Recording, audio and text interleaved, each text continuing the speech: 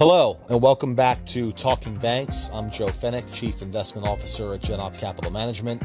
Before we jump in, a quick disclosure. Joseph Fenech and Kevin Swanson are employees of GenOpp Capital Management, an investment advisor that maintains exempt reporting status in the state of Indiana. This podcast represents the views, beliefs, and opinions of GenOpp members and does not assert to be complete. The information presented in this podcast is provided as of the dates indicated, and opinions presented may change. You should not rely on this podcast as a basis upon which to make an investment decision. This podcast is not intended to provide and should not be relied upon for tax, legal, accounting, or investment advice. GenOpp's clients or its members may hold or recommend to GenOpp's private fund clients the purchase or sale of securities of companies discussed. Okay, so it's been a little while since our last episode. We've made it through another earnings season. Bank stocks have had a great run over the last several months. And naturally, the question is, where do we go from here? That's really what I want to talk about today. I want to spend a few minutes talking about where I think we are in the banking cycle, why we continue to believe we're in a bull market for banks, the risks to that bullish thesis, and then we'll finish up with an update on bank M&A because we continue to think consolidation is one of the biggest stories in the industry. So let's start with the big picture. We've been saying for quite a while now that we're in a bull market for banks. Early on, that wasn't always obvious. In fact, if you were simply watching stock prices, it probably didn't feel much like a bull market at all. And I think that's because two different things were happening at the same time. The fundamentals were getting better, but the stocks just weren't reflecting that improvement. Now I think that's changed. The way we look at it, the first phase of this cycle was improving fundamentals. The second phase is the market beginning to recognize those fundamentals. And when you think about everything that's happened over the last couple of years, coming off what I'll call the crisis years of 22, 23, and the early part of 24, net interest margins bottomed and have improved now for 7 consecutive quarters. Credit's been resilient, capital levels are strong, and the pace of capital return has picked up. Regulation's more constructive, and M&A's picked back up. And when you step back and look at all of those things together, it's difficult to find many fundamental headwinds today, and that's been true now for a while. What's different today is that stock prices and valuations have finally begun reflecting it. Now, because that move has happened fairly quickly over the last several months, I hear the obvious question: are bank stocks now ahead of themselves? Our answer is probably not, and here's why. Let's use large regional banks as an example. Today, most of these companies are targeting minimum returns on tangible common equity of around 15%. Many of the better operators are already producing returns well above that. Historically, businesses earning those kinds of returns have generally traded around 2 times tangible book value and usually higher. Let's go back just 1 year. The average large regional bank traded just over 1.6 times tangible book, so that's obviously a big discount to where history would suggest those returns deserve to trade. Fast forward to today, they're trading almost exactly at 2 times tangible book. So yes, the move recently has been sharp.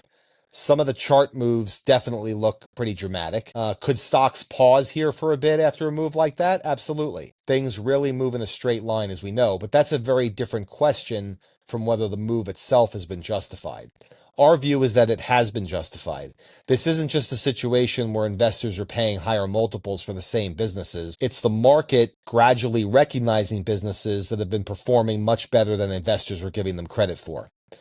I think it's also helpful to think about how this credit cycle has unfolded. One analogy we've used internally is what I would call a cascading waterfall. The first beneficiaries were the big money center banks: JP Morgan, Bank of America, Wells Fargo, Citigroup. That made perfect sense. Those banks had emerged from the pandemic period with stronger balance sheet liquidity, more diversified business models, and balance sheets that were much better positioned for rising rates. And then came the regional banking panic in 2023 when deposits migrated towards these banks that were perceived to be too big to fail. And then in 2024, the largest banks became the biggest beneficiaries of deregulation because they also carried the heaviest regulatory burden. So fundamentals improved early for these banks and the stock prices followed fairly quickly. The next group was the large regional banks in the waterfall. Their fundamentals also improved pretty noticeably, but remember, this group of banks, after Silicon Valley Bank failed in 2023, they spent most of that year, especially early in the year, directly in the eye of the storm. So once fundamentals turned upwards, investors understandably wanted some proof that the upturn was sustainable. I think now, 3 full years later, we've seen that proof. And so this move in the stocks is really just the stock prices and valuations in this regional group catching up to where the fundamentals have been for a while now, which brings us to today. I think the next phase of this cycle is beginning to move further down the capitalization spectrum. So smaller regional banks, community banks, particularly the stronger operators and better franchises. A lot of these still trade at meaningful discounts despite improving fundamental performance. That doesn't mean every small bank is cheap, but broadly speaking, we still think the valuation recovery has further to run as you move down the market cap spectrum. So when we think about positioning our portfolio today, we've adjusted right alongside that evolution. We still own banks across every part of the industry because we still see opportunities throughout the sector, but increasingly, we think some of the most attractive opportunities are further down the waterfall, where valuations continue to lag the improving fundamentals and where the M&A backdrop is becoming more favorable. So stepping back, that's where I think we are today. We're no longer debating whether bank fundamentals have improved. I think that debate has been settled. The question now is whether the valuation recovery has further to run, and we think it does. If you've listened to this podcast for any length of time, you probably know where I'm going next.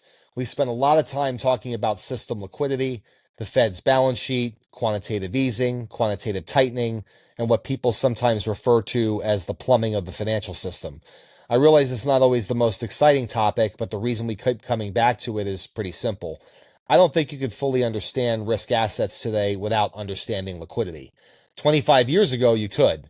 Back then, if you were analyzing a bank in the early 2000s, for example, you focused on management, credit quality, deposits, capital, expenses, market share, franchise value. The macro certainly mattered, but it generally, except in times of crisis, wasn't the dominant driver of stock performance. Since the financial crisis, I think that's changed.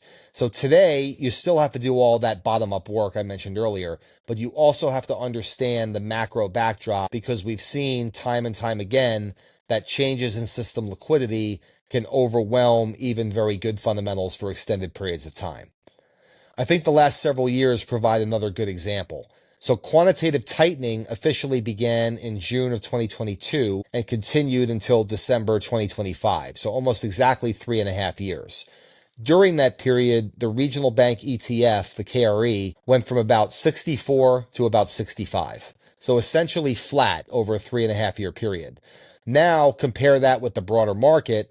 Over that same 3.5 year period, the S&P 500 gained about 67%, the NASDAQ gained more than 100%, and even the Russell 2000, small cap focused index, gained nearly 40%. And again, the banks were plus 1%. So while the broader market was producing very strong returns, bank stocks essentially went nowhere during this period of quantitative tightening. And then something changed. The Fed ended quantitative tightening and began expanding its balance sheet again. Now, the Fed went out of its way to say this wasn't another round of quantitative easing, and maybe that's technically true. But from the standpoint of liquidity entering the financial system and the Fed growing its balance sheet, the practical effect has been the same as QE. And since then, the Fed announced this at the end of October 2025, and it took effect on December 12th, 2025. So 12 days after quantitative tightening was terminated, quantitative easing, or what we're calling a form of quantitative easing, began. And so now you've had an 8-month period where the picture has changed dramatically. The KRE, since quantitative easing was restarted, has gained roughly 14%. That's double the performance of the S&P, and it's also beating the NASDAQ and the Russell 2000 over that same period. Now, I'm not saying liquidity explains everything here. Fundamentals matter, the deregulation matters, M&A matters, valuation matters. All of those things have contributed to the improvement we've seen, but I also don't think the timing is entirely coincidental. We've now been through enough of these cycles since '08 that I think it's difficult to ignore the relationship between changes in system liquidity and bank stock performance. And that's why we spend so much time thinking about it. So why do I still view system liquidity as a macro risk to this bull market in bank stocks? Mostly because of where we could be headed next. You know, Kevin Warsh, the new Fed chairman, has been very consistent for years in his criticism of the Fed's balance sheet policy. He thinks the balance sheet should ultimately be much smaller. And frankly, I think many of those criticisms are valid. it's difficult to argue that 15 plus years of this monetary policy we've had hasn't changed the way financial markets function or influenced asset prices. The challenge is getting there because every attempt to shrink the Fed's balance sheet since the financial crisis has produced some element of strain or stress somewhere in the banking system. Now, Warsh has also been clear in his writings and his speeches that he understands that history. But understanding the challenge and then executing on it are two very different things. So when people ask us what we're watching closely today, that to us is a big issue. Does Kevin Warsh mean what he's said over the past 15 years? And does he intend to radically shift the Fed's policy on how it manages its balance sheet? Now, this is not an immediate problem, but it's certainly something that can eventually interrupt this bull market because history suggests that system liquidity is one of the first places we potentially see issues. And so the Fed's actions with respect to the balance sheet over the next several months and years is something to watch from our perspective as we think about this evolving bull market in bank stocks. The last topic I want to touch on today is bank M&A. We've been talking about this theme for a while now, and while activity probably hasn't accelerated quite as quickly as we might have thought coming into the year, I think it's fair to say that momentum has clearly continued to build. So what's driving that? And we really think it's really three main things. First, bank stock prices are higher. It's really as simple as that. That matters from a sentiment perspective and because the strongest acquirers are generally using their own stock as acquisition currency. So the higher your stock trades, the more purchasing power obviously you have. Second, the interest rate marks that complicated acquisitions over the past few years continue to burn off. Remember, after interest rates moved sharply higher, one of the biggest obstacles to community bank M&A was that acquiring banks had to mark acquired loans and securities to current market values. Those are referred to as fair value adjustments, and they can make otherwise attractive deals difficult to make work from an economic perspective.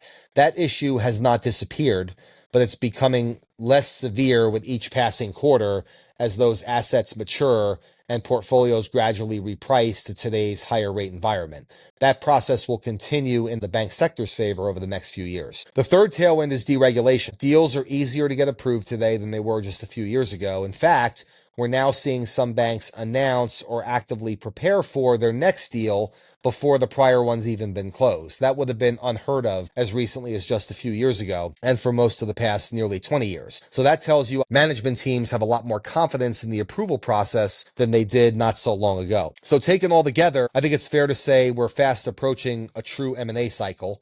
One thing we've noticed recently is that the market has already started assigning an M&A premium that banks viewed as likely sellers.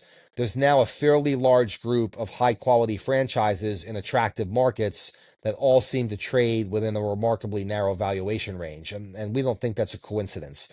Many of these banks I'm talking about trade right around 11 times-ish 2027 earnings and roughly 175% or so of tangible book value per share. Earlier, I mentioned that the average large regional bank now trades around 2 times tangible book.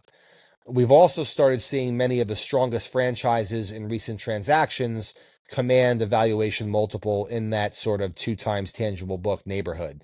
That naturally raises then an interesting question. Is 2 times tangible book the ceiling in this M&A wave to come? Because if it is, then a bank that's already trading around 175 a tangible book probably doesn't offer much upside in a takeout scenario after you account for merger arbitrage. On the other hand, if this cycle develops the way successful M&A cycles have historically developed and buyers become increasingly competitive as M&A accelerates and I realize there's a lot of ands here, admittedly, and valuations for the acquirers trade up a little bit more, then that picture could look very different. Obviously, there's a lot of assumptions that need to occur for that to happen, but it's not out of the realm of possibility that that occurs. Historically, peak pricing in M&A deals rarely occurs at the beginning of an M&A cycle. It usually comes later. As momentum builds, as confidence builds, scarcity becomes increasingly valuable, and buyers gradually become more willing to stretch. The question is, are we there today? From our conversations and based on the modeling we run, I don't think we're there yet today. I don't think most high-quality acquirers have the valuation currency today to consistently justify paying $225 or more of tangible book for trophy franchises. The question is, though, could we get there? Because if we do get there, then these stocks sitting at 175 still screen relatively attractively. I think they could, especially if operating performance continues improving and valuations expand a little bit more for the acquirers, but the jury is definitely still out. There's another factor I think is equally important to consider here, and that's time. The regulatory environment today is dramatically different than it was for most of the past 15 years. Management teams understand, I think, that political windows don't stay open forever. So for management teams that are thinking about a transformative deal, there's a real strong incentive to pursue it while the regulatory environment remains favorable, rather than assuming those same conditions will still exist several years from now. Now, I don't think bank management teams are acting with a sense of urgency just yet. I don't think it's warranted. But as that clock continues to tick on the current administration, the urgency, we think, will only grow. It's certainly not going to lessen. Then layer on top of that another issue we've talked about repeatedly, management succession. We estimate that over 1/3 of the country's 4,500 bank CEOs are now age 65 or older. So think about what that means. If a CEO who's 65 today decides to wait another 3 or 4 years before addressing succession or looking for an upstream buyer, now they're approaching 70. If the regulatory environment changes during that period, the options available today may no longer be available then. So there are really several clocks ticking at the same time: the regulatory clock, the succession clock, the political clock, and the market opportunity itself. All of those factors we think will push some banks to action rather than waiting. Does that guarantee a wave of acquisitions? Of course not. There are always risks. The economy could weaken, credit could deteriorate, geopolitical events, obviously, as we're seeing, could change sentiment. But if the operating environment remains reasonably supportive, we think all signs point to increased M&A momentum and activity. And that's why we continue to think consolidation remains one of the most compelling long-term investment themes in banking today. So maybe one final thought to just sum up what we've talked about today. When we look at the banking industry, we don't see the sector we were talking about 2 or 3 years ago. We see an industry that's fundamentally stronger margins, healthy asset quality, strong capital levels, increased capital return, much stronger profitability metrics, less restrictive regulation, building M&A momentum. And after several years of lagging the fundamentals, bank stock valuations are now finally catching up. So that doesn't mean we're not going to continue to see periods of volatility or periods of consolidation of these stock gains. And there are risks, which we've articulated. But when we step back and look at the bigger picture, we continue to believe this is the most compelling operating environment we've seen for banks since the early to mid 2000s, 2+ decades ago. Thanks everyone, as always, for listening, and we'll talk again soon.